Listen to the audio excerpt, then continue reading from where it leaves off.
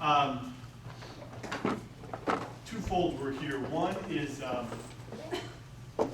wanted to see if we could go a little bit longer in our meetings. Not that I'm planning to use a full 90 minutes, but I just know we are crammed come 11:30, and we know other people are coming in.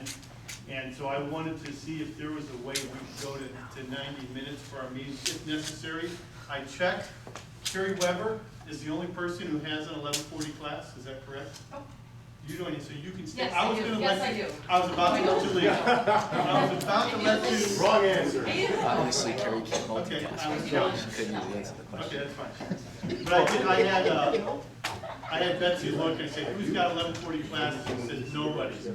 So I went thumbs up. That means we can go a little longer. I don't think we'll go all the way, Yeah. all the time to noon. You've got P 252 is, so Yeah, that's the class. Chief has it, then I have it, then Carrie. To rotate class.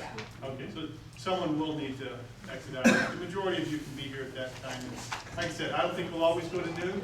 But for instance, like next month, Bill Fiala will be in here from our University Counseling Center. He'll be talking to us about some things that we've talked about in here. But they give us some tools on how to do some communications things. Give us a little bit more time in our education, a little bit more time in our compliance. And so, again, today I think we'll probably be done around 11:30, 11:40, something like that. So I appreciate the fact that you found this room and that you got here on time so you can sit in the front. No, you don't. We checked. That's the one I just told you. He's the one that's He's in it now. Okay. So you're the one who gets to exit early. I get it. Okay. I've asked Colleen if she would open up our meeting in prayer. All right, Father, thank you so much for bringing us all here safely. We thank you for the rain, and Lord, I thank you for each one of these coaches that knows you and is working for you. I ask that you will continue to work through us and give us a great day today in your name. Amen. Okay, so we haven't met since November, but as you know, we've been going through the mission statement and been diving into it and digging into it a little bit deeper. Today, Aaron's going to be talking about this part of the mission statement that I've assigned to him. But before Aaron comes up, who's ready to show that they know the mission statement? Anybody? Where are you? There you are. Afton, would you please stand up?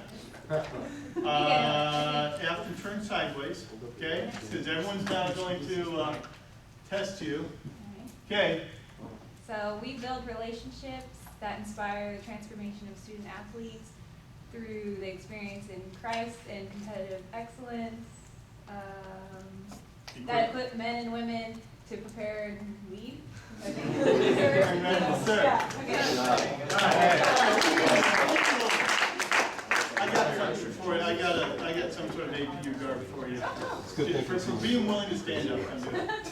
As you know, we kind of dove into different parts of it. We talked about relationships and that our relationships we define by love, encouragement. We're going to hold each other accountable, and we're going to listen to each other. It's interesting. In light of the election, one of the things I keep hearing about is our inability as a culture to listen to one another. We talked about this back in September, but Order their coaches. huh? Order their coaches. Their inability to listen to their coaches. Oh, not right. Yeah. Sorry. That's true too. Sorry. I think we were thinking more as a department, but yeah.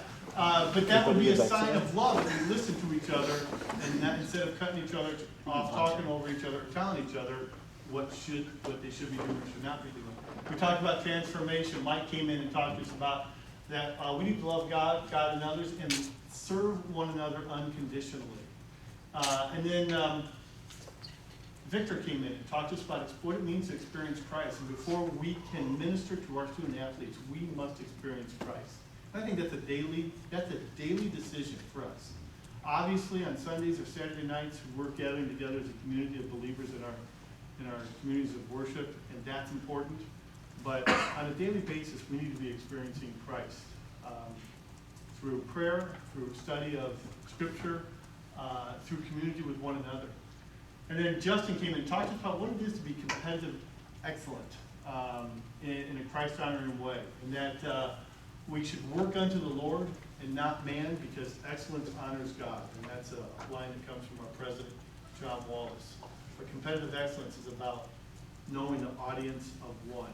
And some of you in the past have used that as your theme, is that we compete for an audience of one, and that one being God, but that we seek to honor God in everything we do. So today we're going to look at what are people like who are ready to serve. I asked Aaron some time ago if he would speak on this. Aaron, and you need to know, and Aaron is cursing my name because I have asked him to speak publicly, because this is not his comfort zone. And I'm sure some of you will remind him of that as he steps up here. And Aaron does not like the spotlight on him. But if there's anyone who best embodies what it is to serve one another, it's been Aaron. Bethany gave me a book about followership. And I've been studying followership. And there was this definition that someone had.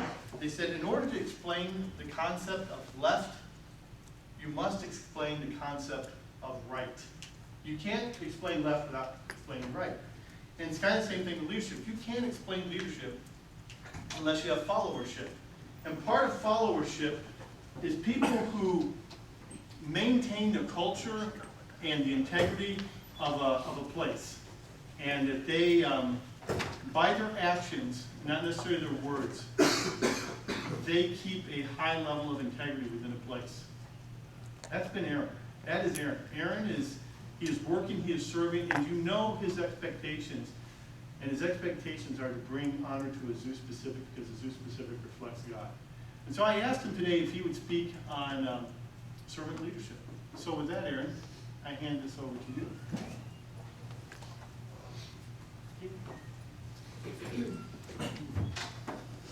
I'm going to hide behind this podium if you don't mind. Can you see? Actually, I'm not going to be here anymore. I want to read first to you, though, John 7, 16 through 18. My teaching is not mine, but his who sent me. If anyone is willing to do his will, he will know of the teaching, whether it is of God or whether I speak from myself. He who speaks from himself seeks his own glory, but he who is seeking the glory of the one who sent him, he is true, and there is no unrighteousness in him. When Gary told me a month ago that I was going to do devotion today, of course I did curse him, and I didn't want to do it, and he says, no, I want you to do it. I said, okay, I'll do it. You have to, right? And then I said, well, what am I going to talk about? I didn't know what to talk about. He was servant leadership, and he had said, well, it's going to be about the mission statement. So I prepared and did all these, looking up things in the Bible and this and that. And I thought I had something that I was going to talk about. And then even last night, I was here till 6:30. I think Pete was still here. And I was typing out what I was going to say. And I went home last night, and you're rehearsing. Okay, here's what I'm going to say. This is how I'm going to do it. And it's right here. And I'm going to forget all about it. Because I kept going over it and over it. And I'm like, it's just not working for me. And I kept praying and asking the Lord, what do you want me to say? What do you want me to say? So, like Gary says, I hate being up here. I hate it. I mean, I'm like, I can't wait till this is over. I have a meeting here at 11 o'clock that I have to go to a conference call, and I can't wait to go right now. Let's say So, here's what I'm going to do, though. What I'm going to do, I'm going to come out here now, if you don't mind.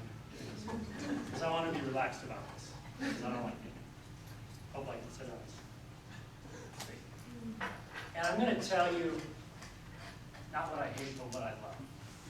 So let me just take it that direction, if you let me.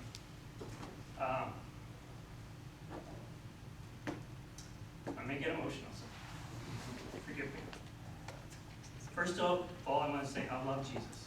I love Jesus. Amen. Yeah, okay? I'm just going to start that way. And you'll understand why when I continue to do this. I love APU. Been here almost 30 years, probably 32 with my going to school here. I'm here for a reason. I love it. I love what it means. I love what the school is, and I believe in it. Even though Yes, it drives you crazy sometimes, we all know that, right? But I do love it. I love athletics. Of all the, come on in. I love athletics. Of all the jobs I've had, this is the best one. It's the best environment. I love working with the coaches. I love the students. Well, I've always loved the students, but I love working with the student athletes. It's awesome. Now, I'm going to mention a few names, so if you don't get mentioned, don't feel offended. If you do, I hope you don't mind if I mention your name. Okay, so I'm sorry. I love when Justin Leslie comes in the morning, every morning, and he says, "Good morning" to everybody. Good day, bad day, they won, they lost. Every morning, good morning. I love that. I love that about him. You get two, Justin, sorry. Sorry. I love that after a game, when his kids run up to him, Justin's dad. Whether they win, whether they lost, it doesn't matter. He's their dad. I love that about him. I love Diane and all her emails, credit cards. Get those credit card reports in. I need meal money requests a week prior or 2 weeks prior. I love it. Here's the thing I love about Diane, is that she loves you guys. And she loves what she does, and she wouldn't want to be anywhere else. She really does, and she loves to serve, and she knows how important it is for her to do her job so that you're successful in what you do.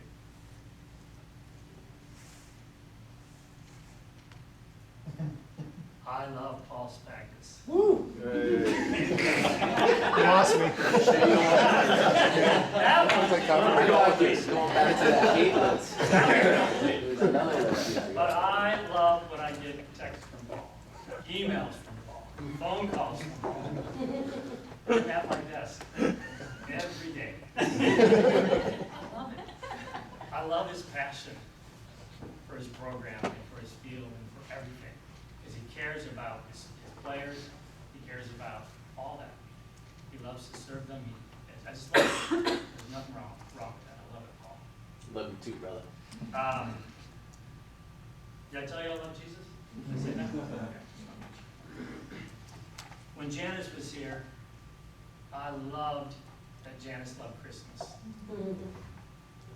I hate the 12 Days of Christmas. I hate the Little Drummer Boy by 50 million people singing it.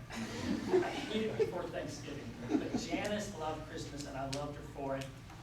And that's what matters, because it's not about us, it's about other people. And I love that you loved it. And we listened to Christmas music November 1st. That's what we're about. When I go on the road, I love doing laundry. I love getting walkthrough practices for football. I love doing setups with Brett and Mike. I love it.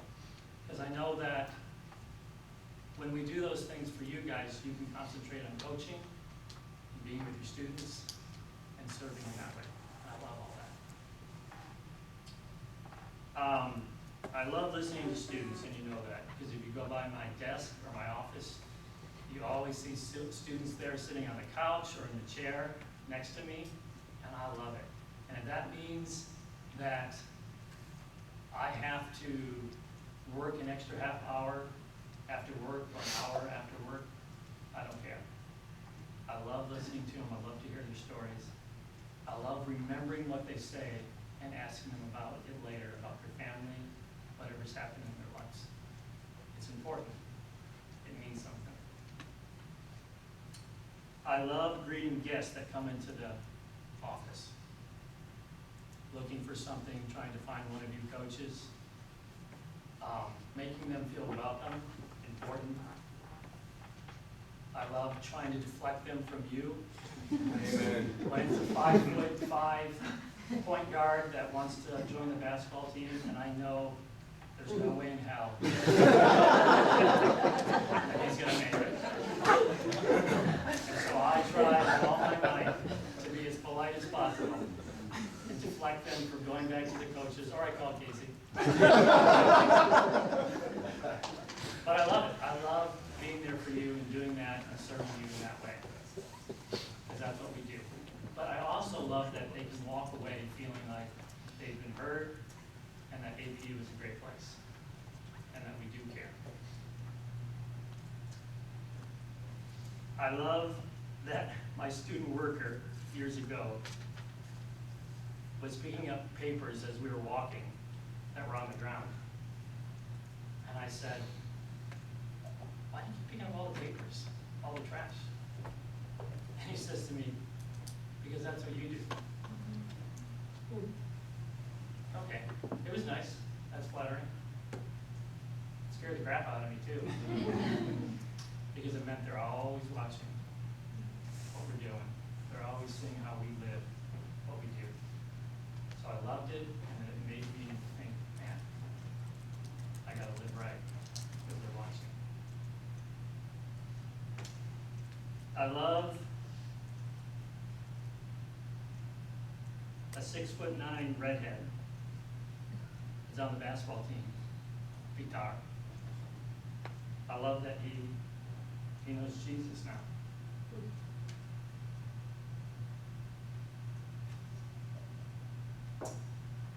That Pitar, he can't understand, because he's a new Christian, and he's learning, but he can't understand how parents of players love him so much that they'll invite him for Thanksgiving and Christmas, for a coach that cares enough that will take care of him and invite him for a dinner.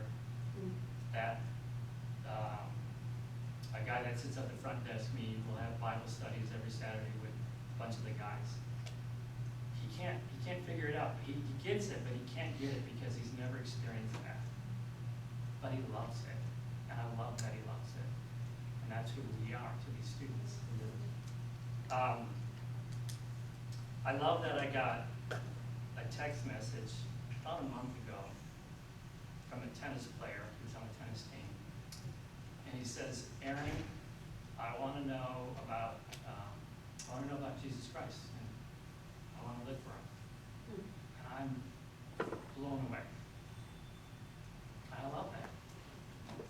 That he can come to me and ask me that, and then I can share Jesus with him. When I was looking at the mission statement, I probably read it wrong because Gary already did, experiencing Christ. But I thought, you know how we get them ready to serve and prepared to leave? We're Christ to them, we're Jesus to them. That's how we get them ready. And listen to me, that doesn't mean being nice to them. Do you get what I'm saying by that? When I say that doesn't mean being nice, it's being Christ. Because people didn't like Christ. Actually, a lot of them wanted to kill him, when you think about it. Like Christ was always about the mission. He was always about the mission. He was always about the kingdom, whatever he did. And if that meant telling the truth to somebody and they walked away, guess what he did? Let him walk away. Because he was always about the spiritual and not about the physical. He was always about them knowing who God was. That was his mission. And that's what I would say about us. What's our mission, and do we live this out every day? I hope we do.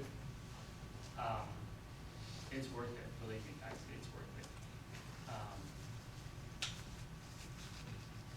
I told you I was loving Jesus with Jesus, right? I really do.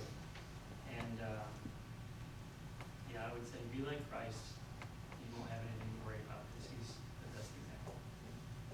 That's all I got.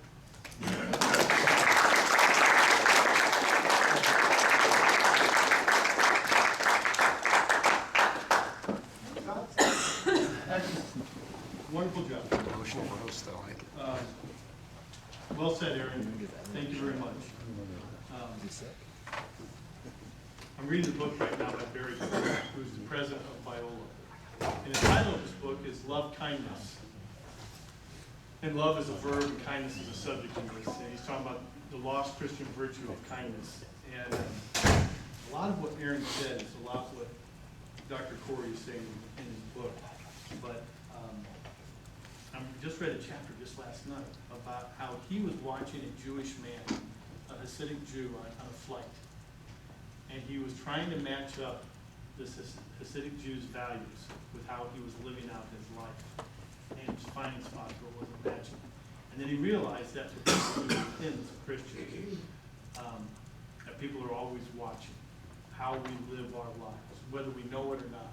And people are always wanting to match up. Do our words match our values, which match how we live our life? It's a lot of what Aaron was talking about here. Our athletes are watching us. The students on this campus are watching us. How are we living out our lives? Do they see Christ in us? And are they experiencing Christ through us? So, grateful to Aaron. Well done.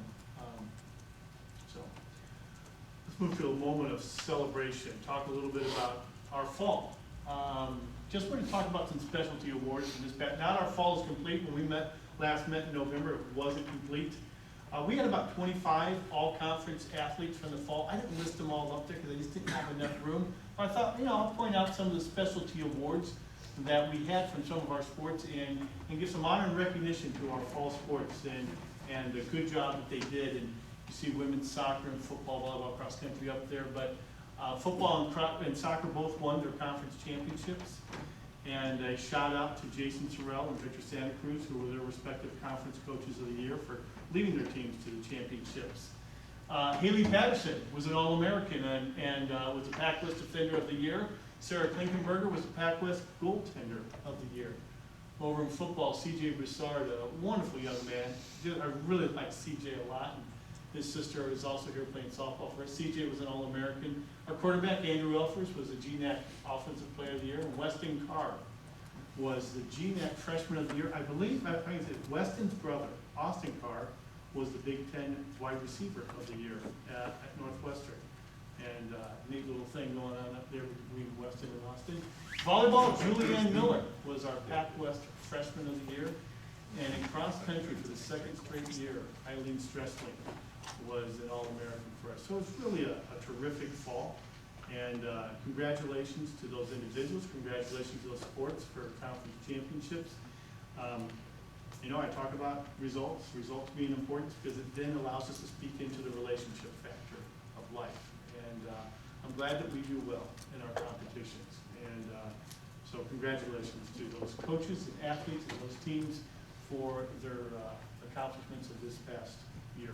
And if you see them, tell them congratulations privately as well. You need to just come from me publicly, but tell those people if you have them in class, or if you see them walking the hall, or your colleague, congratulate them for a job well done. Want to do an introduction that I think you probably all of you know by now. It was announced yesterday. I think I told the coaches by email before Christmas, but we have a new Director of Compliance and Academic Support. Peyton Williams is that man, and that is Peyton and his family, wife Kim, and their 3 children. What's the right adjective to look for? Great experience in finding Peyton. We had a fabulous set of 3 finalists, who all of them were excellent.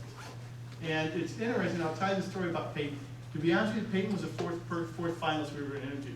We could not get him to respond to email and phone. When we finally did, we could not get his Skype or phone to work.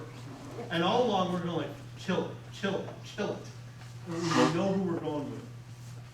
But I felt out of professional courtesy, because I told Peyton we'd interview him, let's interview him. And so we finally got the communication working. And I really thought we were going in another direction. And when we were done with our first interview with him, the committee said, we got to bring this guy in. We got to bring, he's fabulous. And not that the other 2 candidates weren't fit. They were great too. So we brought him in. You said he needed to hit a grand slam in With the the bottom of the bases ninth empty. with the bases empty. Yeah. Before the call. I did. And people looked at Jill and I said, this guy's going to grand slam with the bases empty. And he did. So I spent quite a bit of money to bring him out 48 hours later for in-person interviews. And he did a fabulous job there. And I'll be honest with you, we're not going to get this guy. We're not going to get him.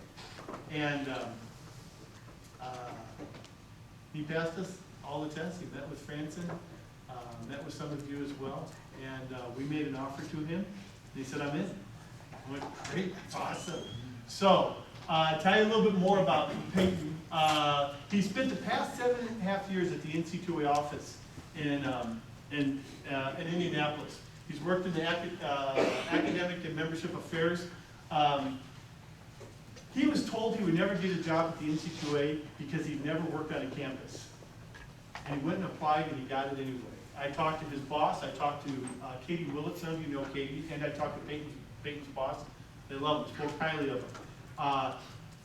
Is discreet in his presence. He doesn't come in and you know he's there.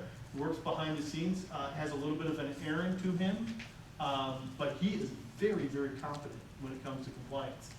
He knows progress toward degree eligibility and playing seasons really well, and particularly bylaws 14 and 17, he's an expert on. That's what the NC2A people were telling me. Really, really good with that stuff.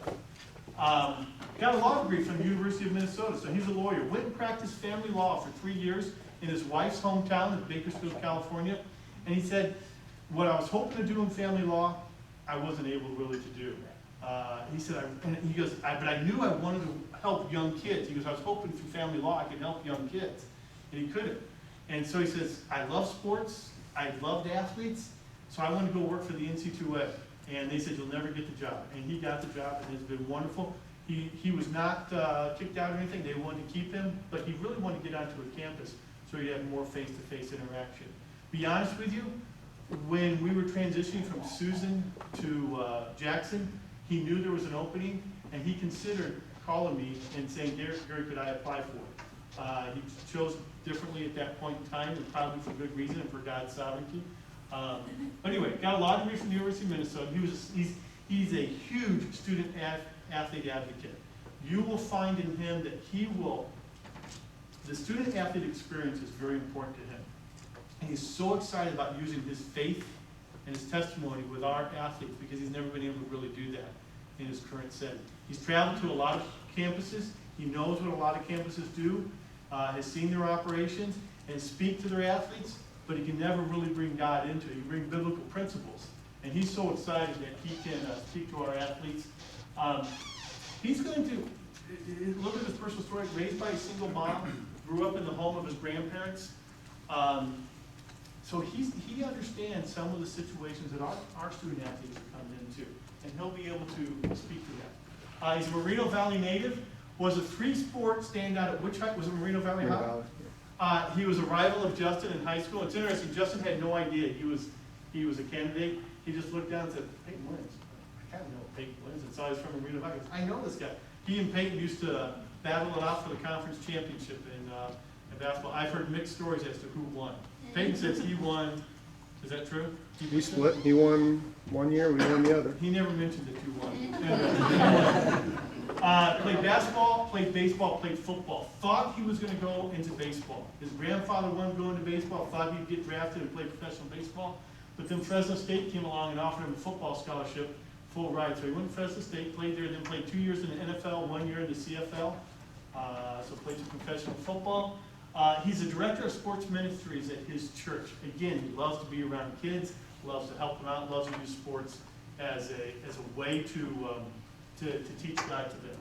That's his wife Kim and their children. Sydney's in the no, Sydney is not in the glasses. Sydney is a Juilliard type ballerina. She is big time ballerina. And I think that is one of the things that excites him about coming back to Southern California, is that I think her exposure will be a little bit greater there. Bree is the one with glasses, and then Peyton Jr. is their boy. His strengths, if you do strength finders, his strengths are restorative, which is great. We're all about restorative justice here at Azusa Pacific. Learner, responsibility, analytical, and developer. You can see why he's such a student-athlete advocate. And he's going to start February 27th. When we were talking, when I offered him the job, I told him, man, I'd really like for you to be here ASAP. He goes, he's got the NC2A convention next week. In fact, I'll be out next week in Nashville at the NC2A convention. He's got several sessions in which he's presenting and he's in charge of, because I've got to stay to the NC2A convention.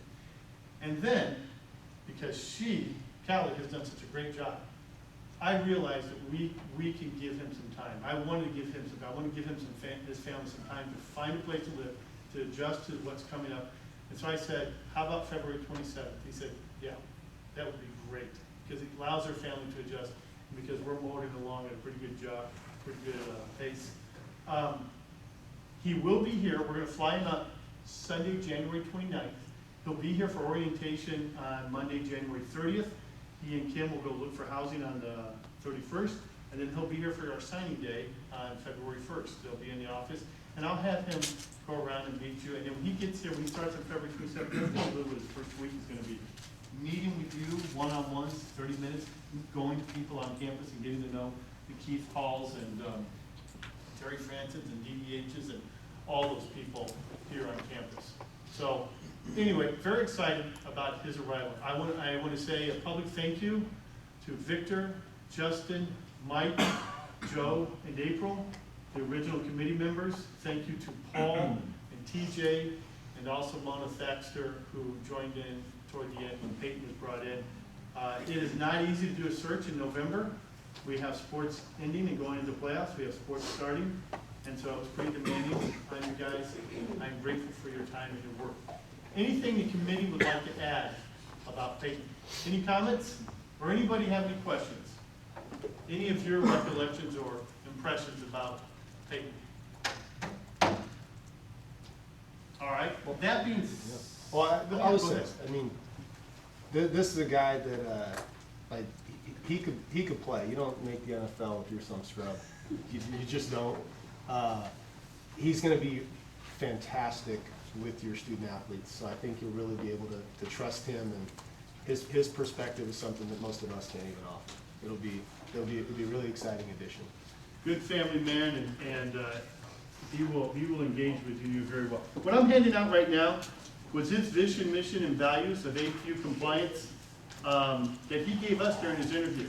I want you to understand how he thinks and what he thinks. And so you get an idea of what he's going to want to do when he arrives here. Okay? I think I may run out. I'm actually going to run out. Nobody has something to do too. Got some left on. Here you go. Okay. All right. With that being said, no question about Peyton. You guys all good? All right. I think I'm handing this off to April. I think April, we're going to talk about the calendar. Yep, April's going to talk about our fall calendar. This is just an initial start of what we're putting together in the fall. Can I do that? So I picked the tiniest font known to man, and Gary got the There's only one tiniest slide. screen to man. I don't use the. Oh, okay. So next year, we're starting school on a Monday instead of a Wednesday. So that has all the offices on campus and topsy-turvy trying to figure out when orientation is gonna be. And so Gary, Aaron, and I sat down about a month ago and tried to figure out, okay, what did it look like this year? How will that match up for next year?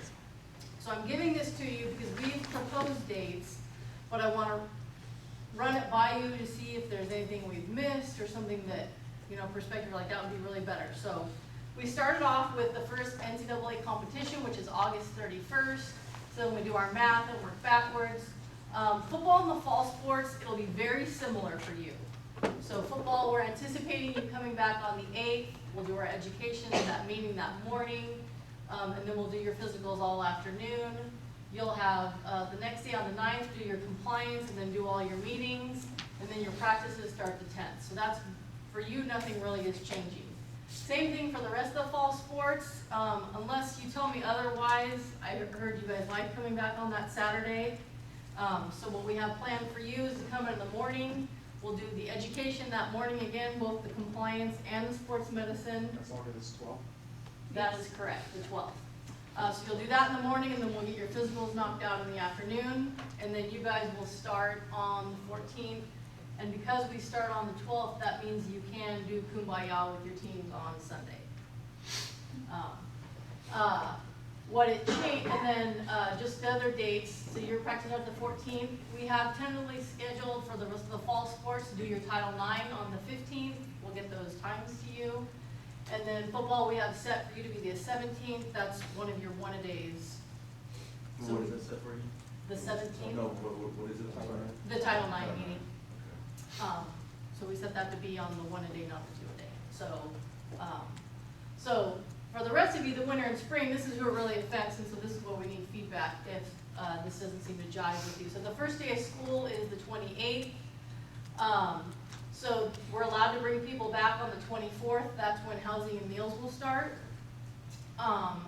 We did this a couple of years ago and hated it, but we're being told we have to do it again. Orientation is gonna start, as far as we know, on the 25th. And so that means we'll need to do what we did a couple of years ago, which is have your freshmen and your transfers come in to do their physicals on the 24th, and your returners will do physicals on the 25th. If that changes, I'd rather keep your team all together. I think it helps your upperclassmen help out your lowerclassmen, but at this point, we're being told we don't really have a choice, so they need to be in orientation that Friday, because they're cutting so many things out of orientation because they're smushing it in a tighter time period. So for winter and spring, all your athletes will do education on the 24th in the morning. We'll do the new people on the 24th, the returning people on the 25th, and then their Title IX meeting for all will be Sunday the 27th. Anything immediately come up that seems, Just clarification, Yes. For the Thursday, the 24th. Yes. We will still do some returns on that day, correct? if the That's what we've numbers, done in if the numbers work out practice. that way, We yeah. don't count it. Enough, As- okay. We have more returns. Okay. So, So we have to balance that off. So we'll work with you to help you set that schedule. So the education piece is everyone on the 24th. That's correct. Physicals for freshman transfers 24th, returners 25th, Title IX 27th. What time of the education? In the morning, yes. Correct. We normally do like a 10 a.m. education, 9 or 10 a.m. education, and then we do. and then we do education? Yes, 27th. Wednesday? Yes. Oh, yeah. Faculty staff kickoff will be Wednesday. the 23rd, right? Yes. 24th, 25th, 26th. So chew on those dates. If you think of anything, Ben brought up a good point. If you have you're very disproportionate and that you only have a few new people, we may put some of your returners, depending on how the numbers look, we're gonna have to play with it, so just let us know how that works. So if you think of anything in the next couple of weeks, that you're like, that doesn't work for me, if we're missing something, please let us know. What day did you say for orientation? I mean, freshman orientation. The freshman orientation starts on the 25th, Friday the 25th. It'll be Friday, Saturday, Sunday. And they're still working it out. They don't have the details of it, but they're losing 2 days. Actually, they're losing a full day of orientation, and they're trying to figure out how to put it into 3. Also keep some spaces for departments like athletics to do some things with their people as well. That's still a moving target of how orientation is going to be laid out those 3 days. Yeah, they're really looking at fudging even to the point of like, there's not chapel that Monday, first day of school, so can they use that hour for something? They're completely in flux. International student orientation, is that like the Monday? You know, we gotta find that out when that is. And that is something we need your help. If you recruit an international athlete, they have to go through orientation, even if they're coming from another college here in the United States. In fact, that reminds me, Dave, your 2 guys need to go see Mary Grams, and she asked me on Tuesday if they come by. If you have international students, they've got to go through international orientation, because there's so much different paperwork that they have to do. So we're gonna need your help to steer them in that direction, because sometimes they say, well, I already did it in my junior college, my other 4-year, they still have to do it because they have to be tracked where they're going. And we'll get that, Julie, we'll get that day as we move a little closer. You know if that orientation's in the morning on Friday? That's the part they haven't figured out, they're starting Yeah. morning or afternoon. No, it is. It is starting in the morning. There was some talk they might start Thursday night, but they are starting Friday morning, full board. Movement days, there's. You can actually move in sooner than that if you want to. It's, When can people actually move in? They can get their keys, I don't know if it's, we normally bring football in here, and then on the 12th is when everyone can move in. Yeah, That's yeah. typically been the date. Yeah. If it may be moved earlier, although it depends on, including our age, come back from walkabout. but stereotypically, they may go a little earlier now that things are moved up, but I would say by the latest in year 12, that would be my best guess. Okay, any questions? We will have it, and next month, we'll put another slide up here that's just the dates, and just so you can begin to communicate, probably in March, we'll have it locked in, and away we go, so that you can communicate to your athletes when they need to be back here, particularly your international athletes, so that they're flying back and getting back here in time for the meetings that they need to be a part of. Let's talk a little, I'm gonna change gears, let's talk a little bit of compliance. I wanna go over some compliance issues. We're gonna bring up, are you coming too, Heather, or is it just Luke? Luke's gonna be the voice. We're gonna have It's Luke Heather and maybe Luke. Luke and Heather are gonna talk a little bit. Let's talk a little bit, just wanna talk some violations. We have had, so far, 9 violations in the first semester. You know, I brag about us leading the Pac West in violations, because I think it creates the culture that we want. Not that we're cheaters, but that we report our mistakes, and we're transparent about our mistakes. And the NC2A says, hey, our rules are tough, so you're gonna make mistakes. I always want it to be between 10 and 15, and that will lead the Pac West whenever between 10 and 15. The fact that we're at 9 going into Christmas was a little bit of a knee buckler for me. We're a little bit ahead of pace. Some of it is, I'm gonna say, is my fault, our fault, in support that we didn't do a good job of education. And education's gonna pick up when Peyton gets here. It's gonna be really good. But we didn't do a good job of education. And some of our student athletes made some mistakes that are just kind of bonehead stuff because we didn't educate them well about promotions. They were putting things on Twitter and promoting things. And so you won't see those violations. I'm gonna list 5 violations here that kind of happened within our office. We had a tryout before there was approval and there were still missing required documents. Know this, that whenever you have a tryout, we've got to have documents in, we've got to have stuff that goes forward. It has to be approved. But we had a tryout in which the documents weren't in and we didn't know where this person was or who it was. I will say this, the great thing about this for the coaches happened, about 10 minutes in the tryout, it clicked. Wait a second, I haven't done paperwork, and they shut down the tryout. And that's great. I deeply appreciate that. We'll always trumpet that when you guys do that. Had a couple of you email underclassmen, one email to freshmen, one email to sophomores saying, hey, you interested in coming to Zeus Pacific and playing for us? Got to be careful. June 15th going into the junior year is the first time we have contact with them. Sometimes we look at these list servers and they have a list of all these kids who want to play our sport, and we just send out blanket emails to them. We got to fine tune that and make sure that we're talking to juniors and seniors. Okay. We gave tickets to a student athlete's family away from Jump Forward. Now we charge for football, both soccers, and acrobatics and tumbling. And so for those, pardon? And basketball. Yeah, right, basketball. Sorry about that. They get 4 tickets, and they got to do that through Jump Forward. One athlete forgot to get his request in by the deadline. And so that athlete went around and found ways that he could get his tickets given to him by hand and not recorded, and family didn't have to sign for it. I think they get like 8 tickets, I think, as well. Can't do that. 4 tickets. Now, if someone else, some other athlete wants to transfer his tickets over, it can, but it has to be done through Jump Forward. We have to have an account of it. We can't be giving out free tickets under the table. Yes? About that one. Yeah. I've spoken with the ticket office as well. If you're a sport that's doing ticketed games and your athlete has forgotten to request their tickets, which some of them do, they have to come to me. The ticket office will not be able to give them any tickets. So just have them come to me. We can do some things to help them out within that 4. Just have them shoot me an email. Basketball, I'm at every game because I work them. So I'm always around. Just if they can't find me, have you shoot me a text and we'll work through it. We'll try to accommodate to the best we can, because we know it's embarrassing to tell mom and dad I forgot, or grandpa. We had sport practice, an extra half hour in preseason camp, a little bit of a complicated rule. They misunderstood how much they could go. So obviously when you get into playing and practice seasons and what you put in, just make sure you clearly understand how much practice you do. And this was really had to do with about 2 days and the break that you have in between each practice.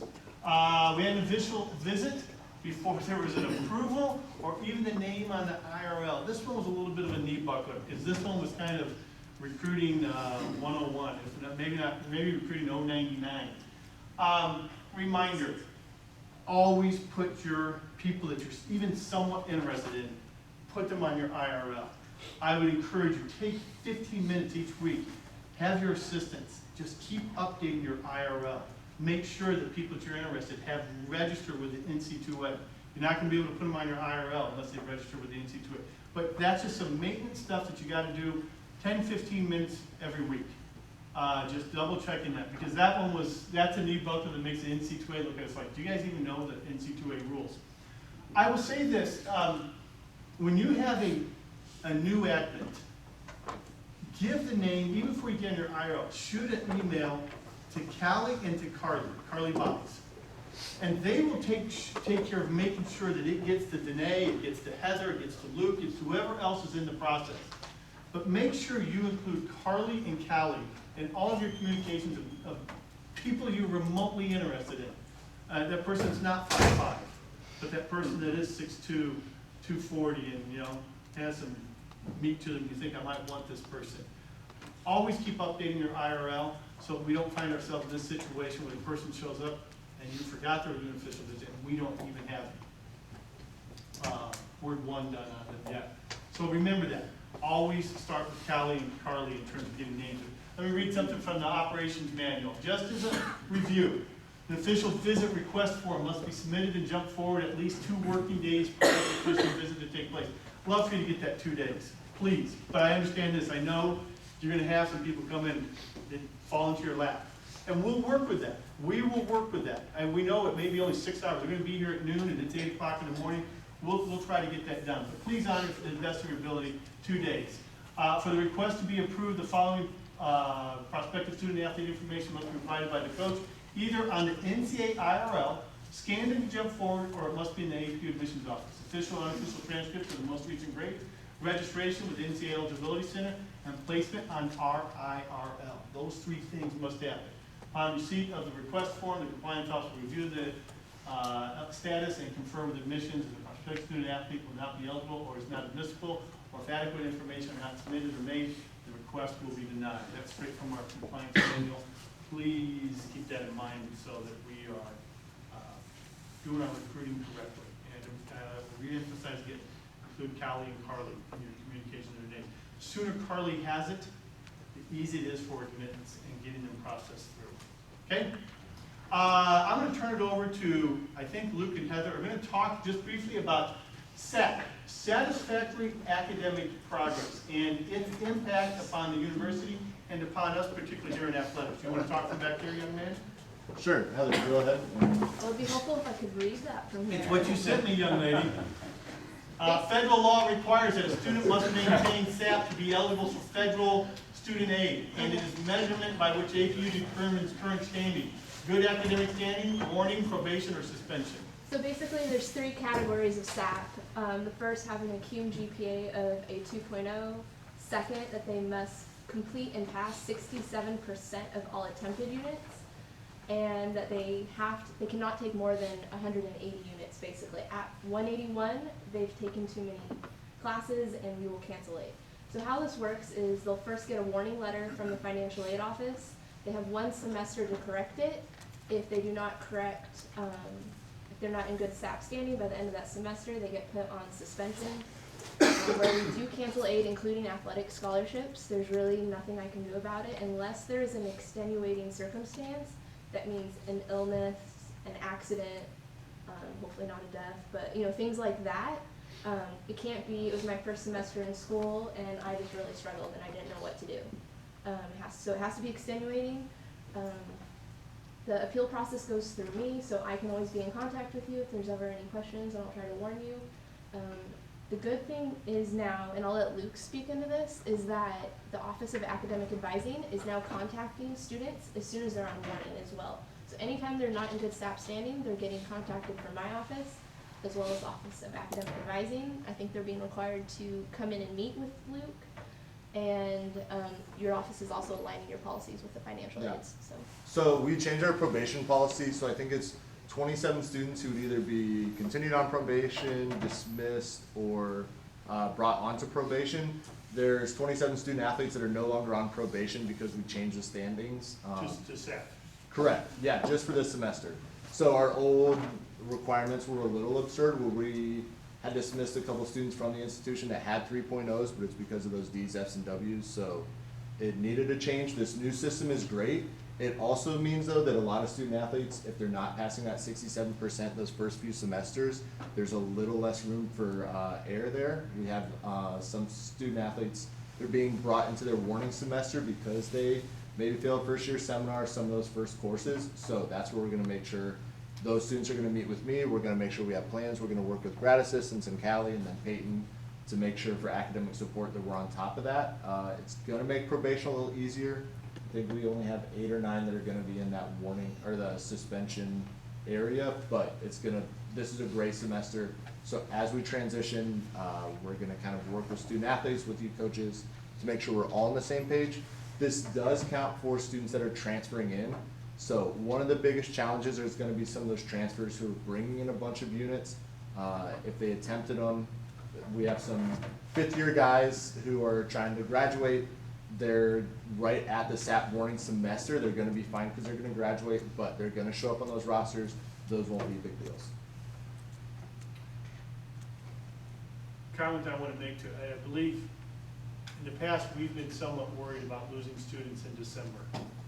This will lessen the pressure of losing students in December, correct? Correct. Because our standard that we were using before to dismiss has now come down to the common standard that everyone else is using SAP, and that's why I brought SAP up. You did say something about for this semester, however, this is a policy that's moving forward, right? Correct. Forever. Yeah, so we Our just policy started. will line up with what most schools are doing, correct? Mhm. Yeah. This comes out, I'll be honest, I said it in some meeting to it, this comes out a little bit of, if we're struggling, if we're challenged a little bit for enrollment, why are we kicking people out with such a high standard that we have? Let's bring our standard down to what's common for most colleges and universities, help keep people in the university. And on that line, I'm gonna go back to Peyton, something that Peyton helped me with, we were talking about, next week I'm in the NC2A, we have 17 proposals we're voting on, I'm voting yes on 16 of them. The one I'm gonna vote no on, or at least I thought of, what Peyton's got me thinking, was academic aid, not counting academic aid toward equivalencies. And I want to vote no on that, because I could see people abusing, saying, well, for 2.5, we're gonna give you an academic aid, and it doesn't count. And I thought, I could see schools using and abusing that particular bylaw.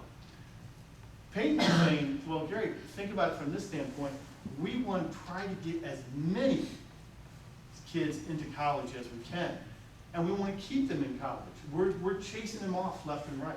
He goes, this is about access and opportunity, particularly for student athletes. And as he and I discussed this, I get that point. That makes sense. I'm scared from a competitive standpoint of it being abused.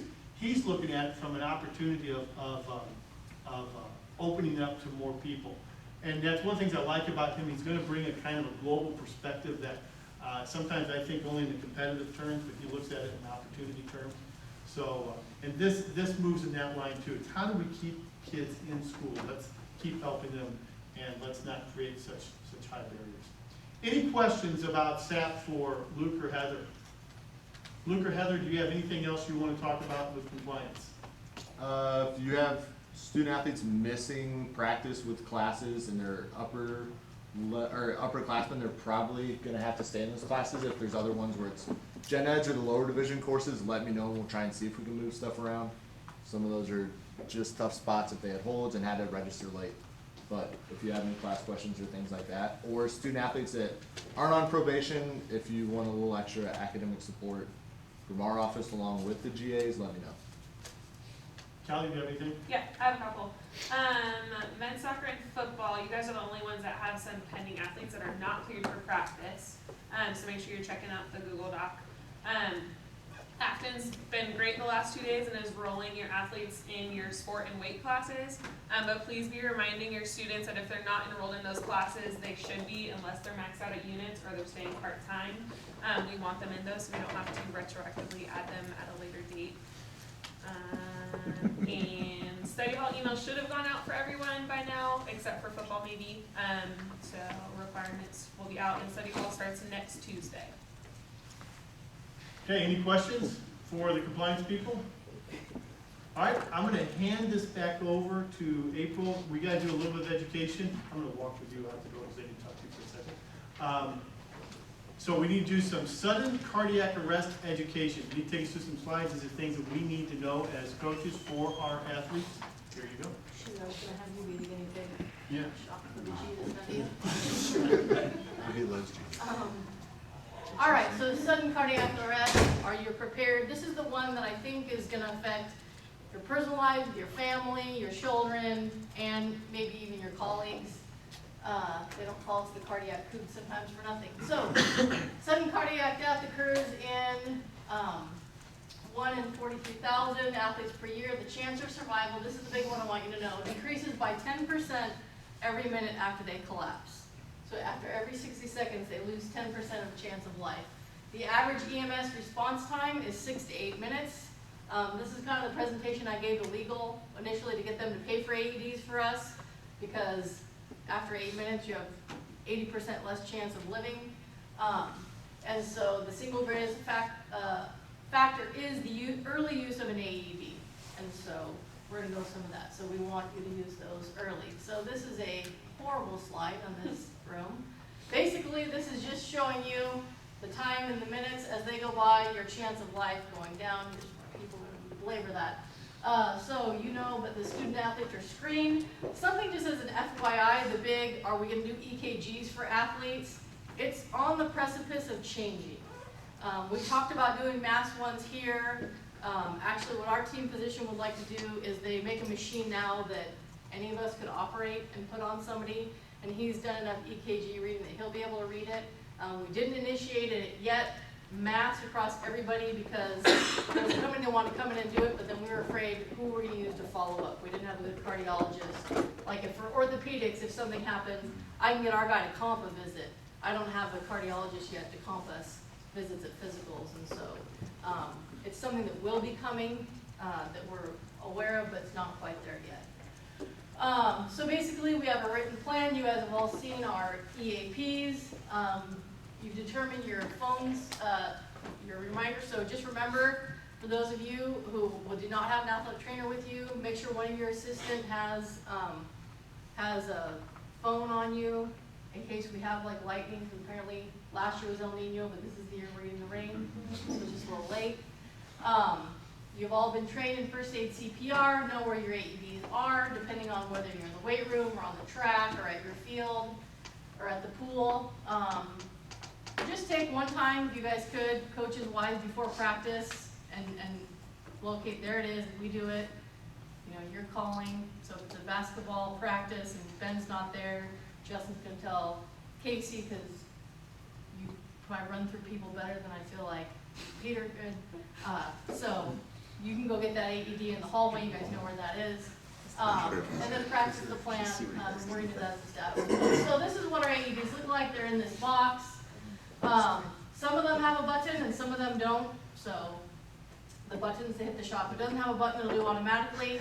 If it does have a button, then you have to hit it to get it to deliver the shock. So we want to early recognize, early CPR, and early AED. So we're going to get into the early recognition part. So sudden cardiac arrest should be suspected in any athlete who collapses who didn't just get clocked. So if it's not obvious that they just got knocked out, assume they're having a heart attack. Start pumping on their chest. You break their ribs, that's really okay in the long term, so long as they live. Their success rate of living is so much better if you have somebody start cranking on their chest.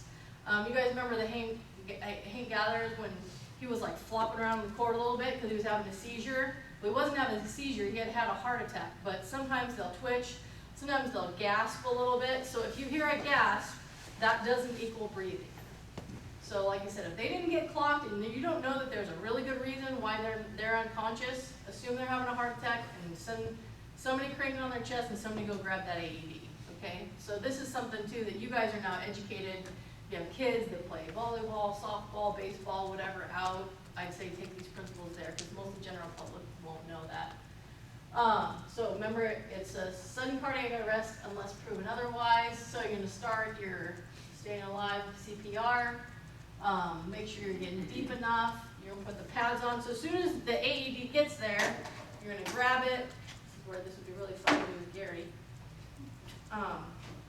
So you're going to open it up, I suggest you open them up at your Stay location calm. every now and then. Follow so that these it's voice calm. instructions. Make sure 911 is called now. So then have somebody else do that. Begin by exposing patient's bare chest and torso.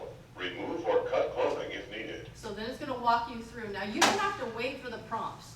If you get this out, get their shirt ripped off, get the pads on before it says get the pads on, you just keep going and cranking, and then it'll know when you undo the package, it'll know when you put it on, so it'll skip up to the point where you are.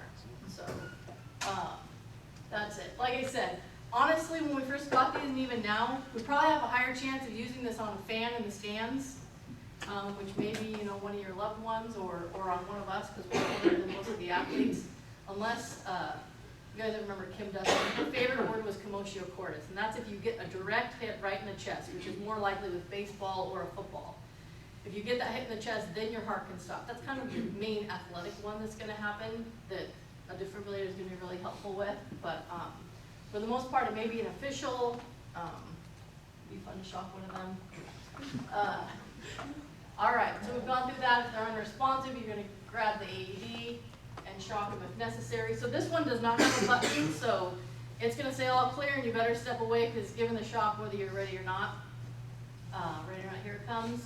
You're gonna do the CPR and the AED until EMS is there. We did pick these AEDs because they are very similar to what fire and the emergency departments use around here and the paramedics use.